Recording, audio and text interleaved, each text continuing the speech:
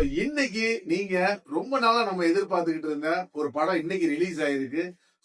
அந்த படத்தை பத்தி தான் நம்ம இன்னைக்கு பேச போறோம். ஸ்பைடர்மேன் பிராண்ட் நியூ டே அப்படிங்கிற படத்தை தான் நம்ம இன்னைக்கு பார்க்க போறோம். இந்த படத்தை பொறுத்தளவுக்கு என்ன அப்படின்னு கேட்டா, வழக்கமான ஸ்பைடர்மேன் சாகசங்கள் இந்த படத்துல இருக்கு. பட் இதுக்கு முன்னாடி நீங்க நோ வே ஹோம் பார்த்திருந்தீங்க அப்படின்னா, நமக்கு கதையில சில கிளாரிட்டி நமக்கு கிடைக்கும். என்னன்னா, அந்த பீட்டர் பார்க்கரோட சில கிளாரிட்டி வந்து நமக்கு கிடைக்கும். பட் இந்த படத்துல கதை அப்படின்னா என்ன அப்படின்னா, ஒரு பெரிய லெவல்ல கிடையாது. இதுலயே வந்து சில பிரச்சனைகள், அந்த பிரச்சனைகளை நம்ம ஸ்பைடர்மேன் வந்து சால்வ் பண்றாரு. அதுதான் படத்தோட கதை.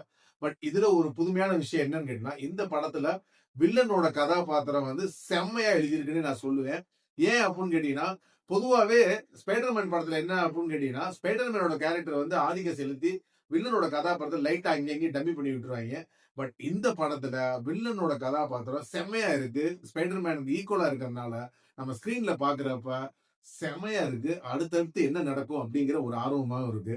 பட் அதே சமயத்துல இந்த படத்துல கான்வர்சேஷன் ரொம்பவே அதிகம் அப்படிங்கிற மாதிரி எனக்குள்ள ஒரு சின்ன ஒரு பாயிண்ட் தோணுச்சு. பட் மத்தபடி என்ன அப்படின்னு கேட்டா, ரொமான்ஸ் அண்ட் தென் லைட்டா கொஞ்சம் சோகம், ஆக்ஷன் எல்லாமே இருக்கு. பட் ஆக்ஷன் அங்கேயும் கொஞ்சம் வச்சனால இன்னும் கொஞ்சம் வச்சிருக்கலாமோ அப்படிங்கிற மாதிரி தோணுச்சு. பட் கான்வர்சேஷன் ரொம்பவே அதிகம். மொத்தத்துல இந்த ஸ்பைடர்மேன் எப்படி இருக்கு அப்படின்னு சொல்லி கேட்டீங்க அப்படின்னா, எப்பயும் மாதிரி இந்த படத்தை 3Dல செம்மையா என்ஜாய் பண்ணி ரசிக்கலாம். அந்த அளவுக்கு எல்லா கொஞ்சம் கொஞ்சம் நான் வந்து என்ன அப்படின்னு கேட்டீங்கன்னா, தொய்வு இருந்தாலும் பட் ரசிக்கிற மாதிரி இருக்கு.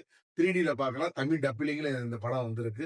அப்புறம் என்ன, தியேட்டருக்கு போய் இந்த படத்தை பார்த்துட்டு உங்களோட கமெண்ட்ஸ் என்னங்கிறத நீங்க கமெண்ட் செக்ஷன்ல பதிவு பண்ணுங்க. நன்றி, வணக்கம்.